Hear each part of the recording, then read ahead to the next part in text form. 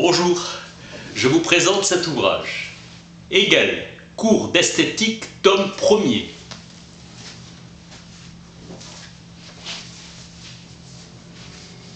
Georg Wilhelm Friedrich Hegel. L'esthétique comme subjectivisme, science du bon et du mauvais goût. La philosophie de l'art, quant à elle, est ambition universaliste et encyclopédique. Cours de 1818 de philosophie de l'art. Gustave Otto, étudiant de Hegel en 1822, qui lui succéda pour les cours d'esthétique après sa mort. Les étudiants prenaient des notes rapides puis recopiaient au propre. Hegel est mort du choléra en 1831. Engel, grand admirateur de Hegel dans Esthétique, l'affilie au matérialisme historique fondé par ses disciples. Discordance avec les cours. Hegel lui-même fut accusé par certains d'avoir distordu le contenu de ses propres cours pour complaire aux autorités. Griesheim, un autre étudiant, en 1828-1829, compléta la composition du volume Cahiers. Gommage d'Hegel de la réhabilitation dialectique du quotidien et de l'idéal, présentant un Hegel plus protestant qu'il ne l'était, en réalité plus national et moins transculturel. Otto incline davantage vers la musique sacrée et néglige l'évolution de Hegel vers l'œuvre d'art totale, voire l'opéra wagnérien. Avec Baumgarten, le beau demeure une qualité objective, mais avec Kant, l'esthétique de l'idéalisme allemand est fondée. Winkelmann développe la différence de degré du beau sensible immergé dans la nature et assigné à l'imitation, et du beau idéal ou spirituel, capable de création analogue du beau divin, de la vérité et de la vertu. Mendelssohn achève l'autonomisation de la sphère esthétique en distinguant la beauté de la perfection, donc de la vérité et du bien, de l'entendement et de la volonté. Avec lui, c'est au jugement qu'il appartient de construire les lois du sentiment et de la téléologie. La thèse fondamentale chez Hegel est et demeure celle du beau comme pure perceptibilité, pure apparence sensible et apparition du vrai, de l'idée. Thèse qui implique la fin de l'art. Le beau se définit comme adéquation du contenu spirituel et de la matière travaillée, mise en forme par l'artiste. L'histoire de l'art est la chronique de cette adéquation, de ce rapport. La thèse finale, lorsque les formes et la matière où s'exprime le contenu spirituel se sont elles-mêmes appropriées le spirituel, la différence n'existe plus. Et sans cette différence, il ne peut y avoir d'unité de conciliation, et c'est la mort, la fin de l'art, par extinction de la dialectique. L'esthétique comme science du beau artistique est inséparable de la philosophie de l'histoire. Hegel, influencé par Herder, se réclame d'une mythologie rationnelle qui serait l'unité de l'idée platonicienne du beau et de la notion d'autoréalisation éthique d'un peuple. La mort de la mythologie grecque est aussi la mort de la conscience de soi, dans le sens de confiance en soi, arrogante fierté des hommes libres. Le christianisme a fait disparaître l'idée que l'État était une œuvre de l'homme, un produit de son activité libre, mort de la croyance au prodige. Hegel, Hölderlin, Schelling dans l'ombre de Fichte, le beau occupe une place culminante au sein d'une philosophie qui progresse de la réflexion sur le moi libre, conscient de soi, à la réflexion sur le monde. Le monde est tout ensemble, nature et œuvre de l'homme, c'est-à-dire histoire. L'acte suprême de la raison est celui qui, englobant toutes les idées, est un acte esthétique et que la vérité et la bonté ne s'allient que dans la beauté. La philosophie doit avoir autant de force esthétique que le poète. La philosophie de l'esprit est une philosophie esthétique. La philosophie réalise désormais l'absolu et s'occupe de son auto-réalisation. L'art est œuvre, objet, l'absolu se trouvant objectivement, et il est activité de la raison subjective qui abolit l'objectivité et l'absence de conscience. Il est contemplation de l'absolu et ne fait qu'un avec lui. Le savoir va s'occuper de la grande unification, redevient comme le beau de Spinoza, rare et difficile. L'art avec Schelling demeure la réalisation de la médiation nécessaire entre le pur et le pratique.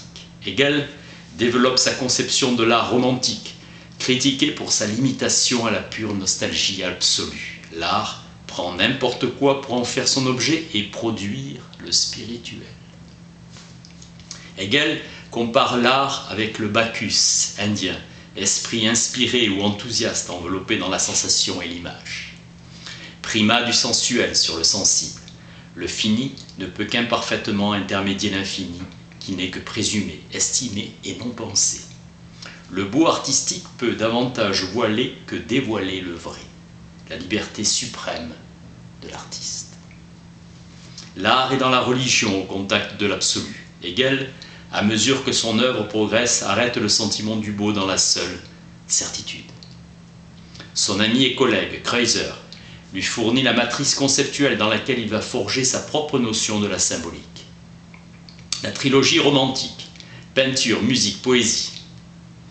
L'idée du beau, l'art et l'idée au stade de la contemplation directe, de l'existence du sensible. Le beau, l'idéal et la semblance sensible de l'idée.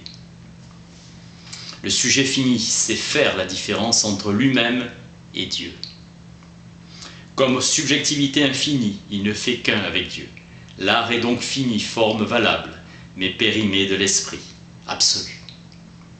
Il incite à penser, à se souvenir, nœud au mouchoir de l'être, thèse originale de la fin de l'art, et celle en apparence superficielle et banale du paraître sensible de l'idée dans l'art. Un philosophe est avec vous lorsque vous trouvez beau le travail, la souffrance et les ébauches. Ouvrier pour qui Dieu n'est pas le sauveur ni artiste suprême. L'esthétique hegelienne fonctionne comme une clé paradoxale de toute son œuvre. L'esthétique désigne la science de la sensibilité, la science du ressentir. Avec l'école de Wolff, on considère en Allemagne les œuvres d'art sous le rapport des sensations, agrément, admiration, terreur, pitié. Dans l'école de Wolff, c'est Alexander Baumgarten qui donna son nom à cette science nouvelle avec son œuvre Aesthetica, parue en 1750 jusqu'en 1758 et restée inachevée. C'est l'esprit qui est ce qui est véritable et comprend tout en soi. Le beau a sa vie dans l'apparence, le bel art devient art véritable lorsqu'il est placé dans la sphère commune qu'il partage avec la religion et la philosophie et exprime le divin, les intérêts humains les plus profonds et les vérités plus englobantes de l'esprit. L'art est à cause de sa forme cantonné à un contenu déterminé. L'art est et reste pour nous quelque chose de révolu. Sa tâche supérieure et véritable est de porter à la conscience les intérêts supérieurs de l'esprit. Dans le genre dramatique, c'est une action qui constitue le contenu, le drame exposant le déroulement de cette action. Face à une œuvre d'art, nous commençons par aborder ce qui se présente immédiatement à nous, puis la signification ou le contenu. Platon le premier a exigé de l'examen philosophique qu'il ne cherche pas à connaître les objets dans leur particularité, mais dans leur universalité. Le concept du beau et de l'art est un présupposé donné par le système de la philosophie. L'œuvre d'art n'est pas un produit naturel, mais le résultat d'une activité humaine faite pour l'homme et qu'elle a une fin en elle-même. L'œuvre d'art comme un produit du talent et du génie.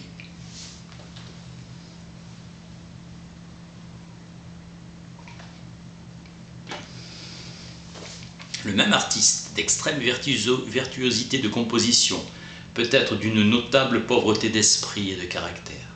La nature, œuvre de Dieu, créée par sa bonté et sa sagesse, le produit de l'art étant seulement une œuvre humaine. L'art semble avoir sa source dans un instant supérieur, besoin absolu, lié aux visions du monde les plus universelles. L'art découle d'un besoin absolu et universel, car l'homme est conscience pensante. Ce besoin universel correspond au besoin de sa conscience de reconnaître son propre soi-même. L'homme de goût fait place au connaisseur qui peut tout ignorer de la véritable nature de l'œuvre d'art. Rapport purement théorique à l'intelligence, production authentique, où réside l'activité de l'invention imaginative artistique. Presque tout le monde est capable de pratiquer un art jusqu'à un certain niveau. Mais au-delà, un talent artistique supérieur et inné est nécessaire. L'art a pour fin d'emplir le cœur et faire en sorte que l'homme ressente tout ce qui est susceptible d'émouvoir en son tréfonds. Jouir de cette contemplation au plus haut degré de sa pensée dans l'idée de l'éternel et du vrai. Grâce à ces représentations, l'art libère la puissance de la sensibilité. La morale implique la réflexion, le devoir lui-même et la loi de la volonté, intime certitude du bien. Le beau selon Kant est ce qui serait représenté sans concept, c'est-à-dire sans catégorie de l'entendement, comme objet d'un agrément universel. Le beau a ainsi la forme de la finalité, pour autant que la finalité est perçue dans l'objet sans la représentation d'une fin, objet d'un agrément nécessaire. La pensée est incarnée dans le beau artistique. L'intuition et la sensation sont élevées à l'universalité spirituelle. La pensée puisant dans la nature une heureuse sérénité et le plaisir sanctifié. Pour Schiller, tout homme individuel porte en lui la disposition à être un homme idéal. Cet homme véritable serait représenté par l'État, forme objective et universelle sous laquelle la diversité des sujets singuliers aspirerait à se ressembler en une unité. L'art a pour tâche la contemplation immédiate dans une figure sensible. Le christianisme délaisse le caractère sensible de la représentation pour se retirer dans l'intériorité spirituelle. La romantique est le dépassement de l'art par lui-même. La représentation poétique traverse toutes les formes d'art et se développe en eux de façon autonome. La poésie est l'art universel de l'esprit devenu en lui-même libre. La vie s'engage dans la négation et sa douleur et n'est pour soi-même affirmative que par l'éradication de l'opposition et de la contradiction. La liberté est la plus haute détermination de l'esprit. La liberté a le rationnel lui-même pour teneur, le souci éthique dans l'action, la vérité dans la pensée. L'homme, dans l'immédiateté de la vie, tient à une satisfaction immédiate. La liberté dans l'action tend à ce que la raison de la volonté obtienne l'effectivité. Dans l'État organisé, toutes les lois et les institutions sont une réalisation de la liberté selon ses déterminations essentielles. La liberté et le contentement restreint conservent un côté de finitude. C'est seulement la liberté raisonnable de la volonté qui est explicitée. La religion est la sphère universelle où la totalité concrète vient à la conscience de l'homme comme sa propre essence et celle de la nature. L'art expose la vérité pour la conscience sur le mode de la figuration sensible. La religion a la représentation pour forme de sa conscience dès lors que l'absolu est transféré de l'objectalité de l'art dans l'intériorité du sujet. La ferveur forme de sa conscience. La ferveur n'est pas du ressort de l'art en tant que tel. Seule la réalité adéquate au concept est une réalité vraie, car en elle, l'idée elle-même se porte à l'existence. Le beau est l'idée en tant qu'unité immédiate du concept de la réalité, mais il est dans la mesure où cette idée de l'idée existe immédiatement dans un paraître sensible et réel. L'objectivité est ce déploiement autonome des différences du concept.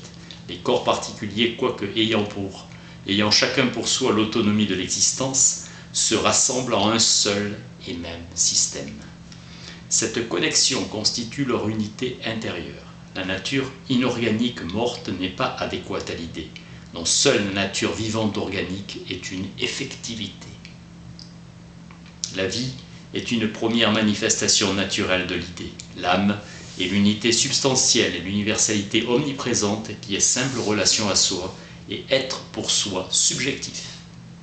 Le vivant est l'idée et l'idée seule est le vrai.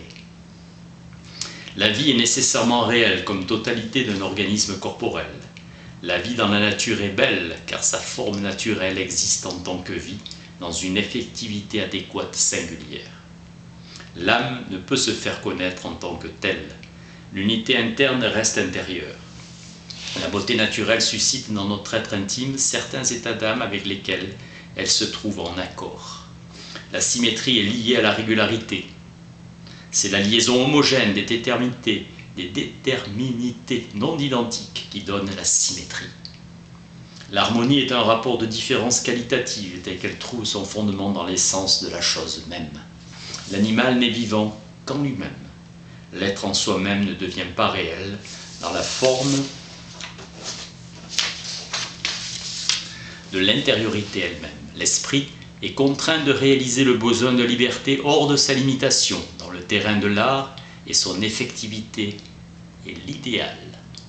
Le beau artistique dérive des déficiences de l'effectivité immédiate. Seul l'esprit peut apposer à son extériorité le sceau de sa propre infinité et de son libre retour à soi. L'idéal est vraiment beau seulement comme unité totale.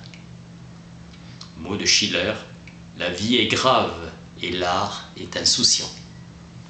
L'art dans l'idéalité tient le milieu entre l'existence besogneuse objective et la représentation intérieure. Dans l'art, à son plus haut niveau, la teneur intérieure de l'esprit doit recevoir sa figure extérieure. C'est cette vie supérieure qui distingue les grands artistes, le divin comme unité et universalité.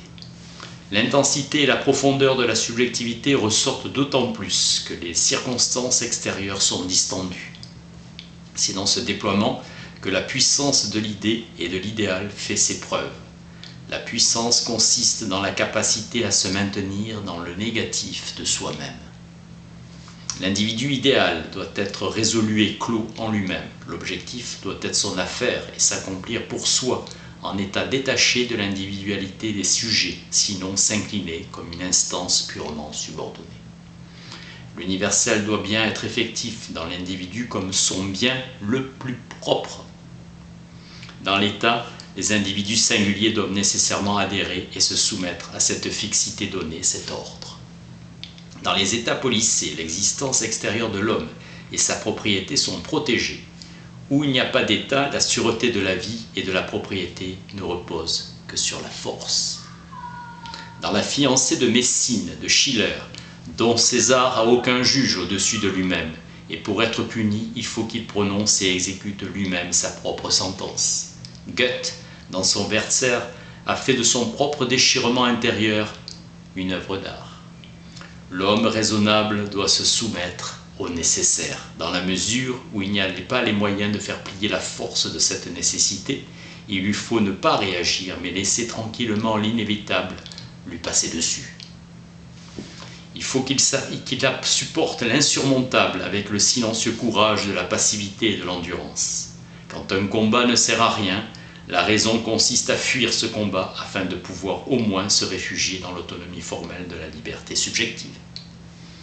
La puissance de l'injustice n'a plus alors de pouvoir sur l'individu, alors que s'il s'oppose, il fait aussitôt l'expérience de sa propre dépendance. Les puissances universelles de l'action, uniquement les puissances affirmatives et substantielles en elles-mêmes, fournissent le contenu véritable de l'action idéale. Le pathos constitue le centre proprement dit, le domaine authentique de l'art. Le pathos émeut, car il est en soi et pour soi ce qui est puissant dans l'existence humaine. Les peuples qui ont cultivé leur réflexion sont plus éloquents dans l'expression de leur passion. Goethe est moins pathétique que Schiller et son mode d'exposition est plus intensif. Le pathos doit, comme le requiert l'art idéal, être concret en lui-même et accéder à la représentation d'un esprit riche et total. L'idée en tant qu'idéal est figurée pour la représentation et la contemplation sensible.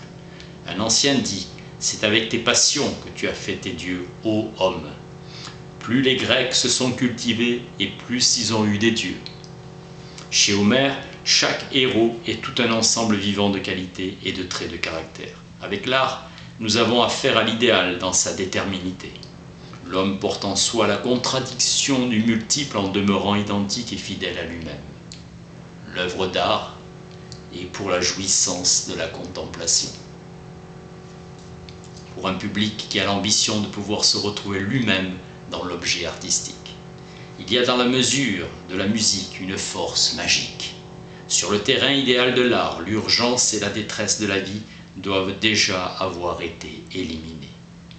Chez les chevaliers errants, L'éloignement de la misère extérieure au hasard de leurs aventures ne semble qu'un abandon confiant au hasard. L'homme ne peut pas végéter, il doit travailler. Ce vers, quoi qu'il ait poussé, il faut qu'il s'efforce de l'obtenir par sa propre activité. La faculté générale de production artistique désigne l'invention imaginative comme cette aptitude artistique, l'imagination et invention créatrice.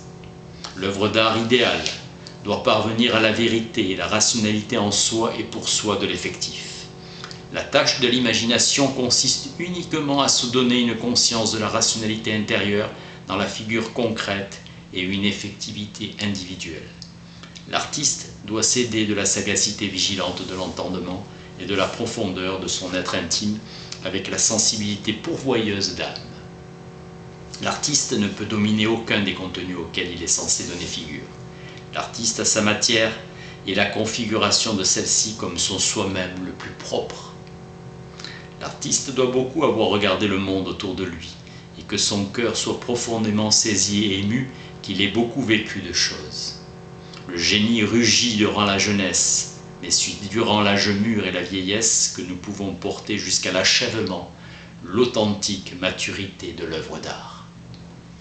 L'artiste élabore en lui-même le rationnel, en soi et pour soi, comme son œuvre la plus propre, pour en faire une figure réelle, le génie, le talent. Un simple talent ne suffit pas, l'aptitude générale et l'inspiration confèrent le génie. Le talent sans le génie ne va pas beaucoup plus loin que l'habileté extérieure.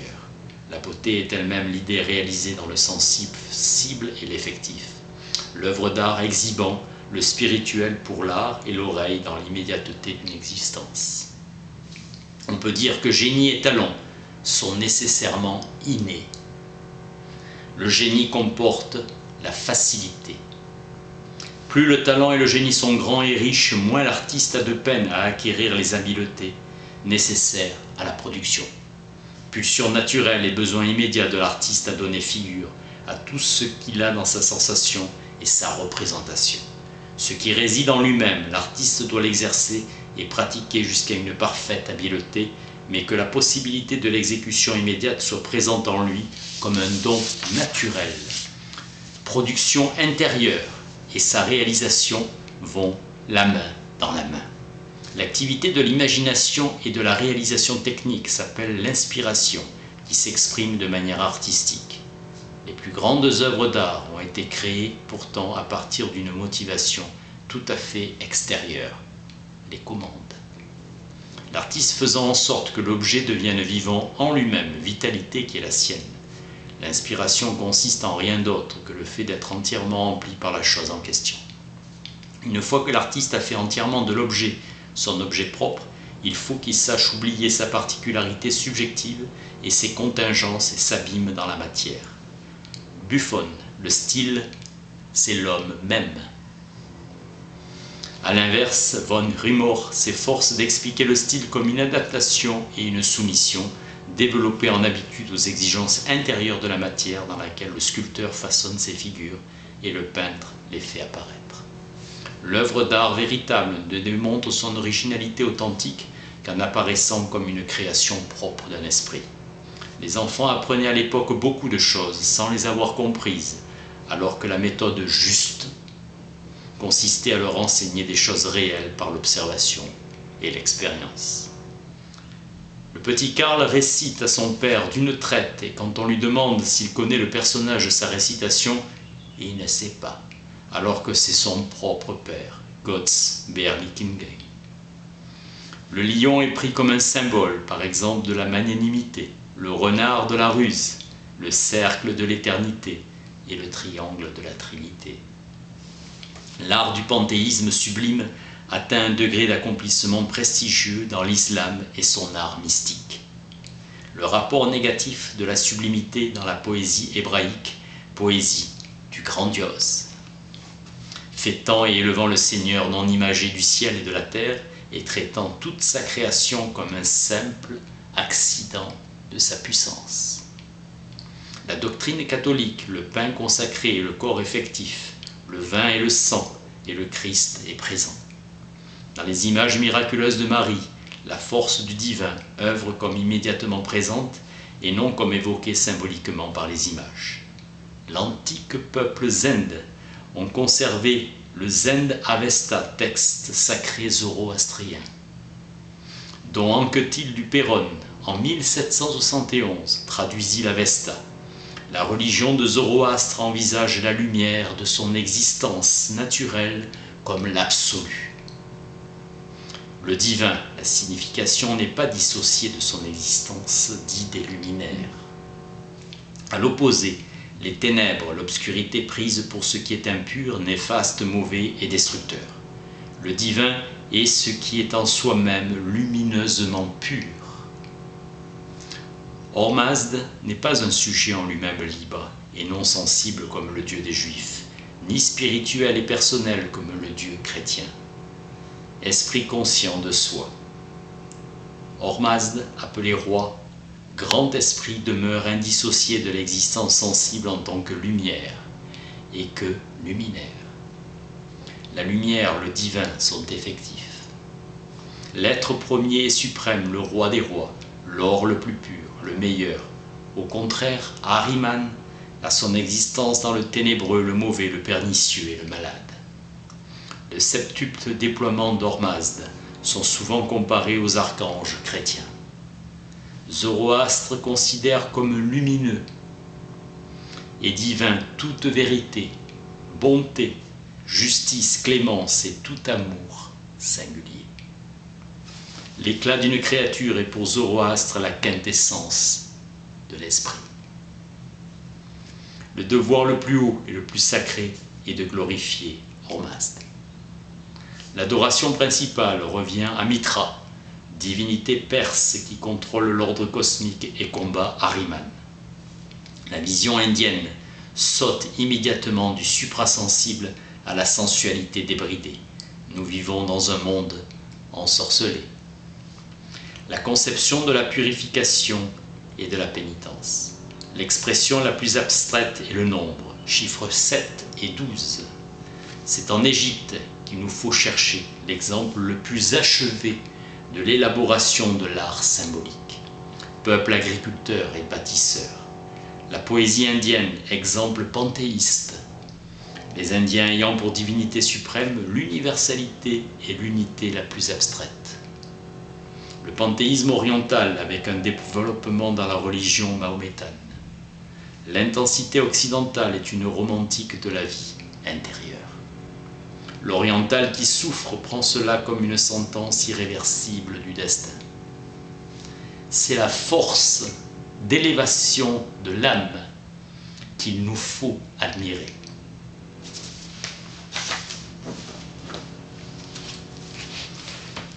Hegel, cours d'esthétique, tome 1er. Merci.